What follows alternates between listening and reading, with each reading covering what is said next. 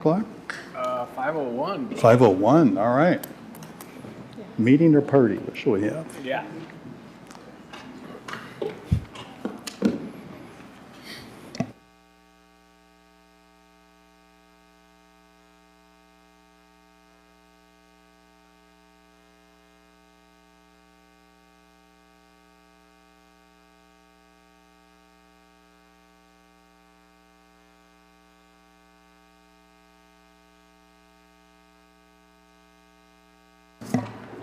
Okay, are we all set here? There we go. Well, hello, colleagues. It's so nice to see you again and get together for this meeting. And the first order of business here is to officially call the meeting to order for the Committee of the Whole meeting for the Kalamazoo City Commission for Monday, April 21, 2025. Clerk Morris. Commissioner Cooney? Present. Commissioner Decker? Present. Commissioner Hoffman? Commissioner Prado? Present. Commissioner Wilson? Present. Vice Mayor Hess? Present. Mayor Anderson? Here. Thank you so much, Clerk Moss. May I have a motion to excuse Commissioner Hoffman from this meeting, please? So moved. Motion made by Commissioner Decker, supported by Commissioner Cooney. All in favor, please say aye. Aye. Aye. Opposed, nay? Thank you. Motion passes. Communications, Manager Ritzma. Nothing, Your Honor. Thank you so much. Now is the opportunity for public comments for the Committee of the Whole meeting. Just as a reminder, this is not a time for interaction or dialogue, but it's a time for you to express your thoughts on any topic of your choosing. The time is shorter at the Committee of the Whole. It is 2 minutes rather than 4 minutes as it is at our regular business meeting. Is there anyone who would like to make a comment? Good evening, everybody. Toby Hannah Davies. I live in the city. I'm from Isaac. I'm very, very happy that at the city retreat this past March and the year before in February, home sharing was raised to the top as one of your Commission's 5 top priorities. I'm really pleased about that. As you know, I've done home sharing 4 times in my house on West Nedge Hill before I moved to independent living. And I want to say to you, it's really important for home sharing to have the flexibility to make a match between 2 people who are not both seniors. It's going to be seniors very likely who have a house that's bigger than they need anymore with kids grown and gone, etc. But some are going to need someone younger to help them with all of the tasks of home ownership. Some of them are former high school teachers or former college professors, and they really love that age group. Some of them are former social workers, and they're going to love some other age group. Please, it's really important to have the people making the match determine the age group that they would like to have matched with them. The ones who are going to be moving into their home, they should be able to say, I don't want anybody under 60, or I definitely want somebody under 60. Something like that. I had someone who was nearly 30, someone who was 40, someone who was not yet. Thank you. Is there anyone else who'd like to take advantage of public comment time? Seeing no one, we are on to the work of this Committee of the Whole session. Manager Ritzma. Well, thank you, Mayor. We have a report out today on our commission retreat that was held, seems like ages ago, on March the 8th, Saturday. And our COO, Laura Lamb, is going to be presenting on the results of that and the priorities for next year.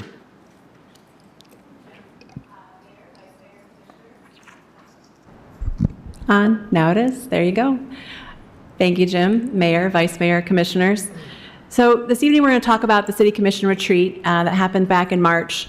And the primary goal for that retreat is to really set our sights on the 2026 budget, but in particular focusing on the requests that departments may submit for new items, for new priorities. I think as Mayor Anderson has reminded us a couple times, we talk about a lot of really important things at the retreat, but we don't necessarily talk about all of our priorities. Our budget, our entire budget, is a strong reflection of our values, of our priorities, of the core services that we do on a daily basis. As an example, when we think about our 25 budget, $388 million of it, we had $240 million that went into our water and our wastewater, $16 million in our roads, $1 million into our parks. Those may not have been topics for our retreat, but they're clearly a priority. So we want to keep that in mind as we talk about priority strategies this evening that came out of the City Commission retreat. They're important, but also want to have that bigger picture of how many things we do every day to support this community that are also very valuable.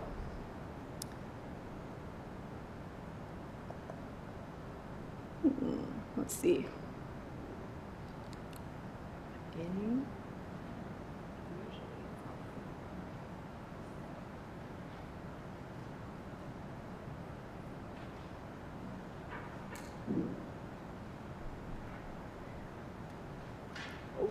Success. All right.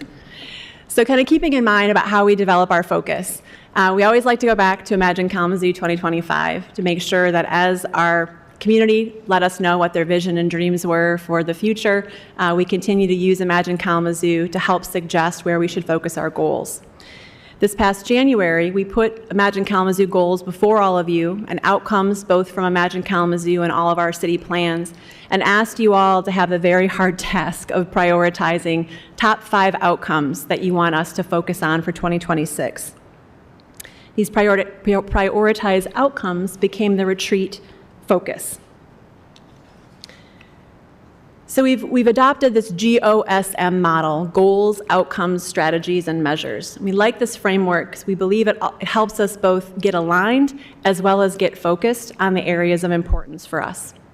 We use Imagine Kalamazoo to kind of help us understand where we orient ourselves and then really try to look to you all based on what you're hearing from community, based on what you're receiving through our community survey. What are the most important things we need to be focusing on? We try to take all of these inputs in, and then we ask you to do the hard work of prioritizing. So what you see up there are the 5 outcomes that emerged from you all as priorities for this retreat. Increasing affordable housing, improving community prosperity, decreasing violent crimes, especially among our youth, economic development support, and increased support for our unhoused community. So once we have those prioritized outcomes, we go to our team and we ask, what are the existing strategies or potential strategies out there that we think, if we were to do them, they would help us get closer to these outcomes?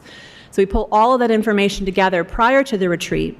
So at the retreat, we can spend time going through the strategies, evaluating them with regard to impact and difficulty, and then another hard task of trying to prioritize. Going through all of that work resulted in the 7 strategies that you see here, and I'll go into each one in a little bit more detail. From a safe community perspective, this has been a priority that continues to come back and back as our number 1, and we're seeing great strides, but we heard loud and clear, even though we're seeing some good momentum with increased safety, we want to continue to do this work. So looking at how we can continue the work of public safety, working with Kalamazoo Public Schools and community partners to really be proactive in connecting with our youth, helping them understand how many opportunities there are, particularly over the summer, to engage in programming, to help support interventions when necessary, mediations when necessary, and really trying to help provide youth with an opportunity to get greater exposure to some things that can be done during the summer and throughout the school year. So with that, we're hoping to continue on that program, enhance it, and really with the goal of trying to reduce the amount of juveniles that have high contacts with our public safety. Public safety would also like to increase the presence of cameras, particularly overt cameras that are very obvious to the public. We've had some strong success where we've had neighborhoods asking for cameras to be able to help people understand that they want a safe neighborhood. So public safety would like to see increasing cameras in the Northside Cultural Business District area as well as in the downtown to help people feel safe and also to make sure that people know that we're looking for people to be neighborly and respect one another. In terms of shared prosperity, we heard Toby Hannah Davies talking about our home share model, an opportunity for another type of housing model, looking to match people that have housing with people who are seeking housing. I did want to ask Sherilyn Parsons, our Community Development Manager, to come up and provide just a little bit of updates, because as we talked about, this is a priority from last year that we're working on right now.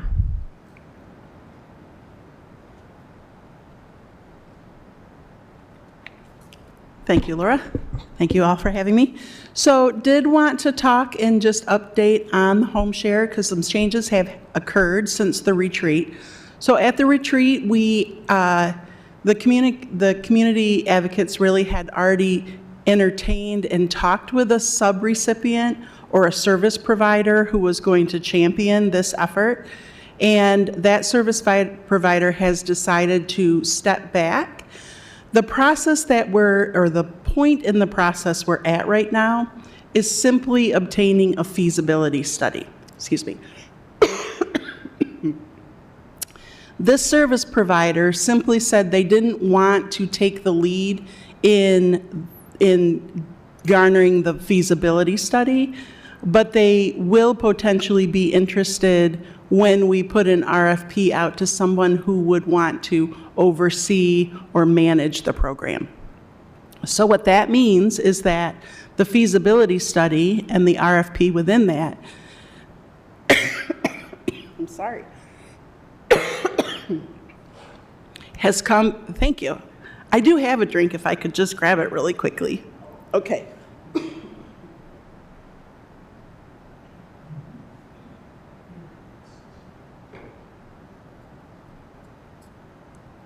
Thank you so much. So the RFP responsibility has come back to the city. So we are just finalizing that RFP. I wanted to let you know what has gone in to the RFP feasibility study. So far we have basically 4 points of what the home share model or the program outcomes that we're looking for. So there will be 2 or more unrelated home share individuals in a house. This will match prospective tenants with homeowners who already are experiencing some sort of vacancy or extra rooms within their home that they own. We think that a model such as this should support the ability to stay stably in the home that you are already within. And then in exchange, there may be some things such as caregiving or companionship or defraying housing costs or responsibilities for the supports of that either household or house itself. And then lastly, the home share model must have some sort of component or agreement that formalizes the agreement and provides safety and rights for both parties, basically, so that we aim to provide mutual satisfaction within this home share agreement.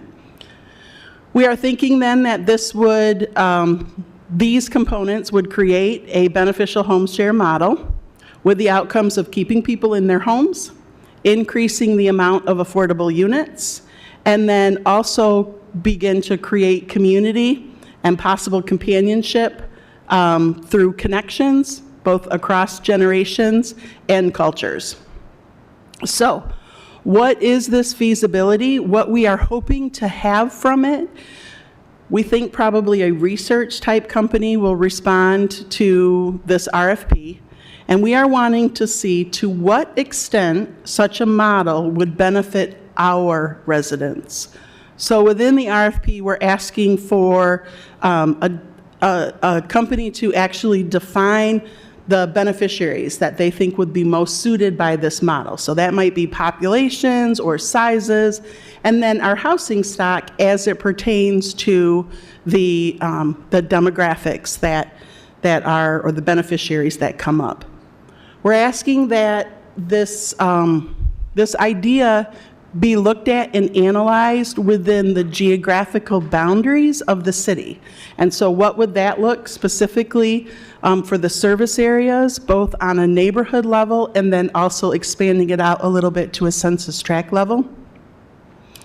We want to see, once again, what type of benefits would be realized or should be realized from a home share model in the city of Kalamazoo. What is the estimated funding that it would take to actually launch said program, to seed it, and then to make sure that it's successful in moving forward? And then also, are there any city, state, or federal regulations or requirements that may impact both, maybe bolster the project or be something that we should be thinking about in the launch of the program? So ultimately, this feasibility study will help us to be able to plan out the timelines and then also the best practices for our city. So that is where we are at now, and we are just finalizing that.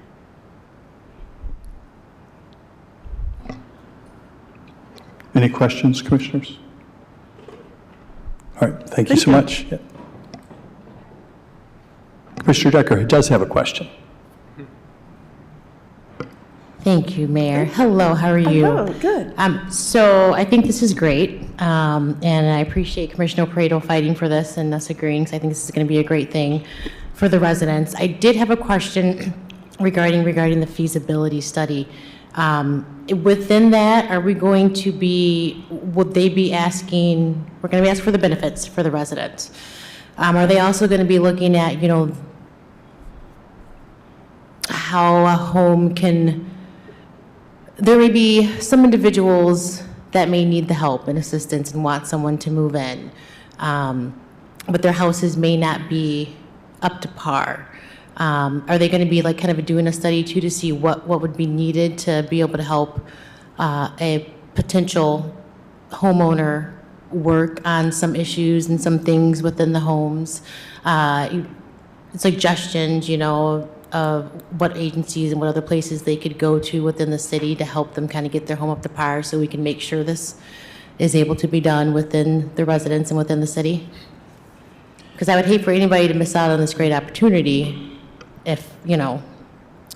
Yeah, so I'll answer it this way. Loosely, yes. So we have asked for, within the RFP to really look at the beneficiaries, both demographics and then also our current housing stock.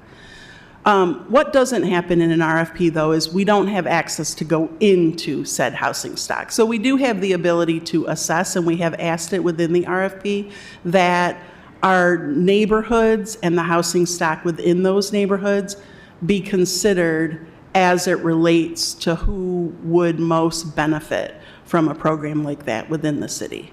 So. Okay, thank you. Yeah. Commissioner Cooney. So, thank you for the presentation. So there are cities doing this right now, right? There are. Yeah.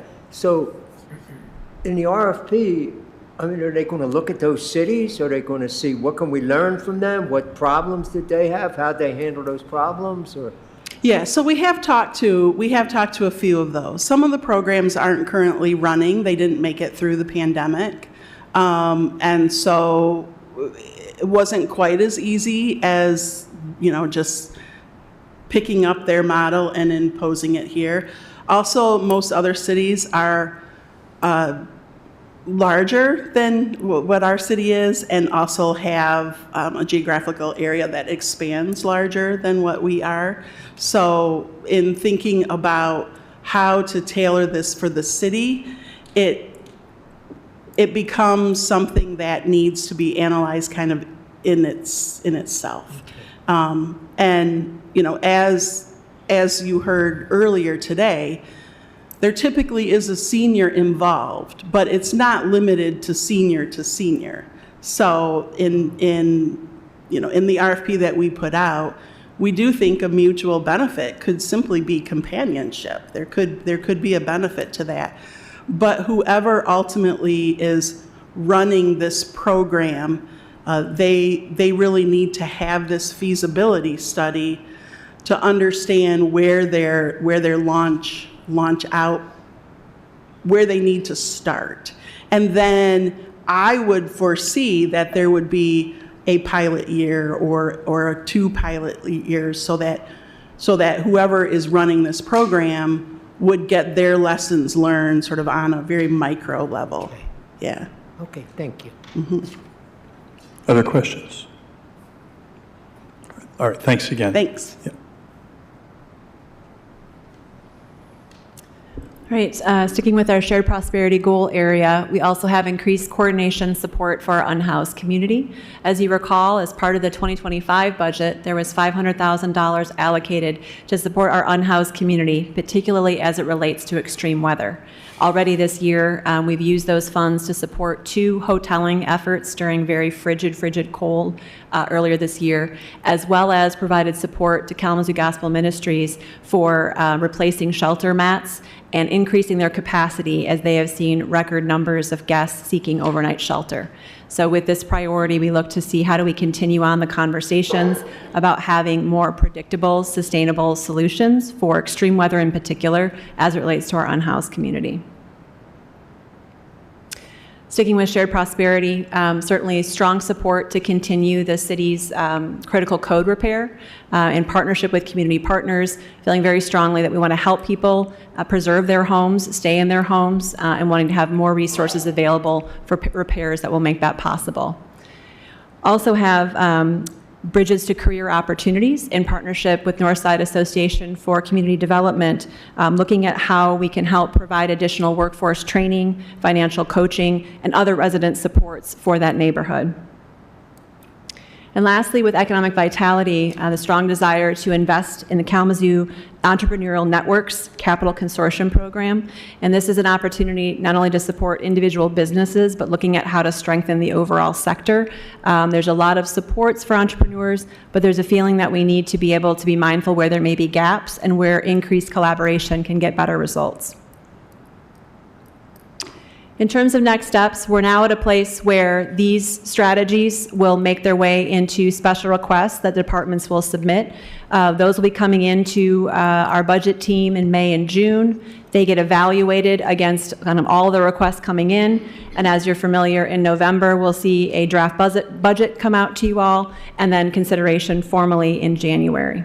We do have a number of staff that are present here to be able to answer any questions you might have on any of the strategies that we've covered. And after we handle your questions, we'll have Deputy City Manager Kick come up to do an update on Imagine Kalamazoo 2035. Thank you, COO Lamb. Commissioner Cooney, you have a question. Thank you. Under shared prosperity, what about RX Kids? I mean, is that in there too? Is that going to be included in that?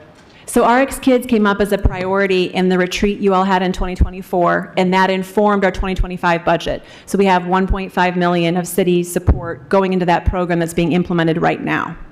How about next year? So right now, that's not a request that's in there. We used ARPA funds for the RX Kids support at the time, indicating that ARPA is a one-time funding source. I do know that there are several efforts, both locally and at the state level, to look at how there can be additional funds brought to bear. Yeah, from that. But how about from us? We're not going to look at that? We're not going to look to see if we can put money into RX Kids for next year? So certainly, we can have that conversation. As we talk to you all about kind of priorities, I think that didn't emerge in our retreat conversation. But rest assured, the retreat is not the one and only time we have this conversation. So we stay pretty close with the partners that are working on RX Kids. To my understanding, I believe they had more than 1 year of program rollout. I believe they had 2 years of program rollout. I'm happy to get an updated stat for you all on where they are with fundraising. Certainly could consider whether the city has additional resources to support that incredible program. Thank you. Other questions, commissioners? All right, with that, I'll have Deputy City Manager Kitt come up to provide an update on Imagine Kalamazoo 2035. Thank you so much. Welcome, Rebecca Kick. Thank you. Good evening, Mayor, Vice Mayor, and Commissioners. I'm excited to update you where we're at Imagine Kalamazoo right now. So, as you know, we have 3 phases the Imagine It phase, the Plan It phase, and the Design It phase. We have wrapped up our Imagine It phase. We had just a few meetings on the go kind of coming in, and we kind of see that as like our tapering down, ready to move into the next phase. And so just as a reminder, we are really just getting started. This is truly the long haul, but we are using this first part, the Imagine It, and the Plan It phases are strongly informing the strategic vision. And so COO Lamb and I will be working very hard on the strategic vision and bringing you a draft of that later this summer and to the community. And then Deputy Director Anderson and her team will still continue to work on the master plan. And that's through the Design It phase when we really dive into every single neighborhood and get the block by block kind of results that we got the last time we did this during the Design It phase. And then that informs the land use and transportation plan, which is the master plan. So, like I said, Imagine It is complete. Now, during the Imagine It phase, just as a reminder, this is where we captured the biggest ideas in the city. This is when we did the book reads, and we had Charles Montgomery come. We talked about what are those ingredients for a happy and healthy city. And all of these were captured with over 2,400 contacts at this time. Many people were able to either participate online or come in for a meeting. A lot of other folks were reached out to by their neighbors and by their employers and by other people, especially through the meeting on the go, which is why that's such an exciting tool for us to use, because that tool gets to people that wouldn't be able to, come to every single type of meeting. That's why we like to develop those kinds of things. And so it really gives us an opportunity to engage a lot of people. And we will keep this going. We'll show you who we have engaged for the Plan It phase, and then we'll also show you the overall numbers as we continue to give you these updates too. So what did we hear during the Imagine It phase? We heard, because we asked some questions, what has changed for the better over the last 10 years? You're going to see some repeats when we also ask, what are still the challenges that we're dealing with? So people talked about housing and infrastructure improvements and transportation, but we also know what remains a challenge: housing, infrastructure. We are grateful to have had so much investment through Foundation for Excellence and through ARPA that are, again, slowly moving the needle on some of these things, but we know to evolve for the next 10 years, we still have a long way to go. We also asked, again, those ingredients for what is a happy and healthy city: safety and natural beauty, having a tight-knit community. So really thinking about our planning and our master plan for the future. What will our neighborhood plans look like as well? And then what is the role of the community? The city is not the only entity that is implementing our master plans and looking to our strategic visions. We have many partner organizations that we work with that we've asked, what is your role? What lane will you be in when you come to the table with this plan? So we talked about holding our leaders accountable, engaging with the community. That's that continuous engagement that we have striven to do even during Imagine Kalamazoo 2025 and have lots of lessons learned to incorporate into Imagine Kalamazoo 2035. So in a big picture, a lot of the goal themes that we've heard: transportation, housing, infrastructure, environment, the economy, they're not surprising. You'll see these things in many of the plans that we develop for the city, but how they get implemented, both at the citywide and at the neighborhood scale, are what we're interested in capturing. So where we have taken this is we've taken these themes and many of the specifics and particulars, and that's where we dive into the Plan It phase. Now we use these elements to incorporate and look at our goals. What will those strategic goals look like for Imagine Kalamazoo 2035? And what will the outcomes be? As Laura stated, the GOSM that we use to show you guys the goals, outcomes, strategies, and measures is what we're doing here as well. So in the planet phase, we've engaged the community around goals and outcomes, and then we've also reached out to many of our community partners, and we're having small focus groups to really dive into their work. So the community has a voice, the small organizations that we partner with have a voice, and then we bring those all together in this phase. So we started with the strategic goals that we currently have, and we said, how are they working? What do they need to do to evolve into the next 10 years?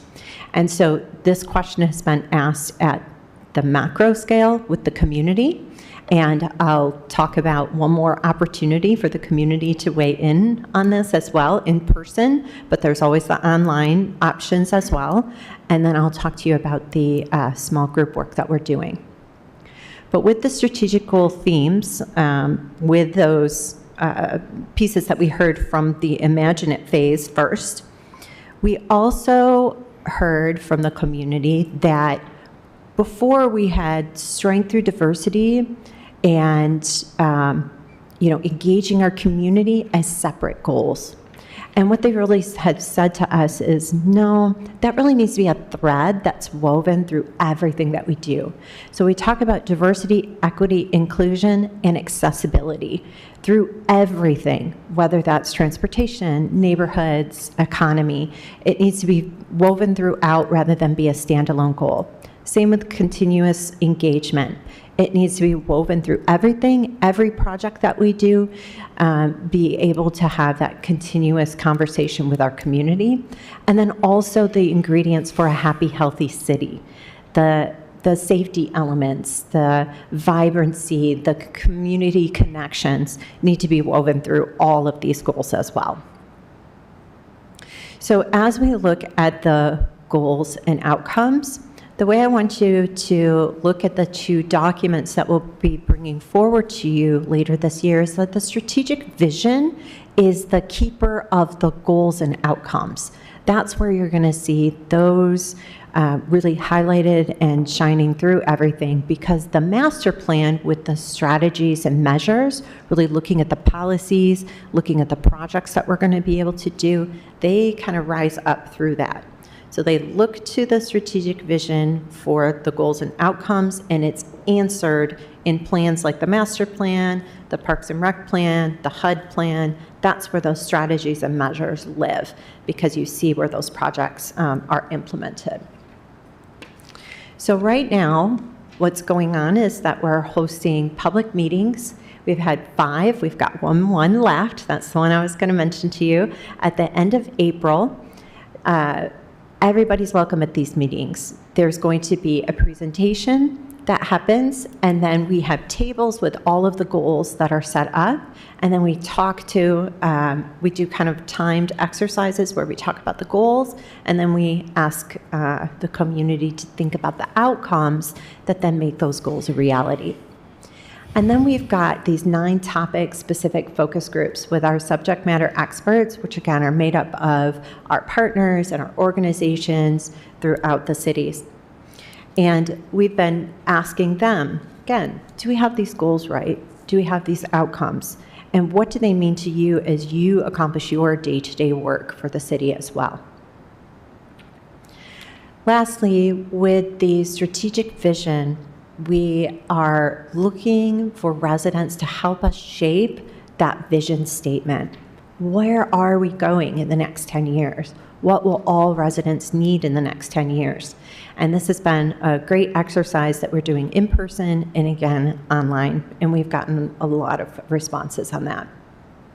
So here's my call to action for everybody who's watching and for all of you to pass along is how to get involved and how to stay involved. Of course, always going to imaginekalamazoo.com to sign up for our newsletter and to sign up for our emails so that you know when we're having meetings, where they're at. We host them all around the city, hoping that, there's one close to you that will be easy for you to get to. This next one that we're doing, we're hosting in a very central place. We're going to host it at KNAC at the Crawl Space Theater here downtown. So there's lots of parking on Academy Street. And so we're really hoping that folks will be able to come out to that last Planet meeting to talk about the goals and outcomes that we need for Imagine Kalamazoo. And if you can't make it to that, the opportunity is still also online, and you can participate that way in the strategic goals exercise, the outcomes, and in the vision statement exercise as well. So if you have any questions, I'll have Questions, commissioners?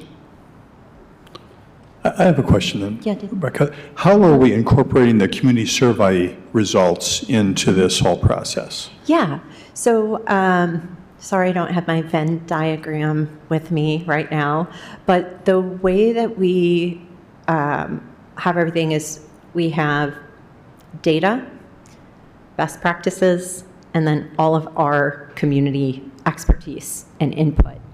And the National Community Survey comes in at that best practice and data level.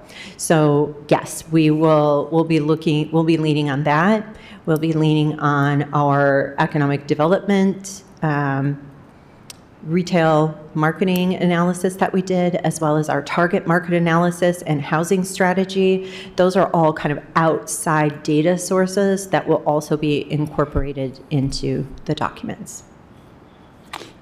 I know there were a number of people that responded to that. Is that still a bit of a separate silo, or do we include those numbers at all in terms of number of feedback points, I guess, related to how we're thinking to plan this? Yeah. Yes, we will. We will Okay. incorporate that into all of our feedback points at the end, kind of as we look at all the different ways that we've engaged our community throughout the planning process. Okay, Yes. super.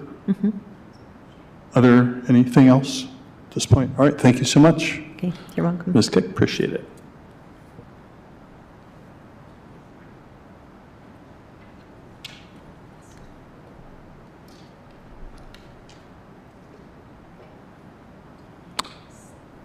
Manager Ritzma. All right. Well, that concludes the presentation for this evening under our work session. So I'll turn it back over to you. All right, thank you so much. Now is the opportunity for commissioner comments. Just a reminder, there's also an opportunity for commissioner comments at our business meeting that starts at 7. Any commissioner comments for the good of the order for this meeting? All right, seeing none, we are adjourned. See everybody at 7.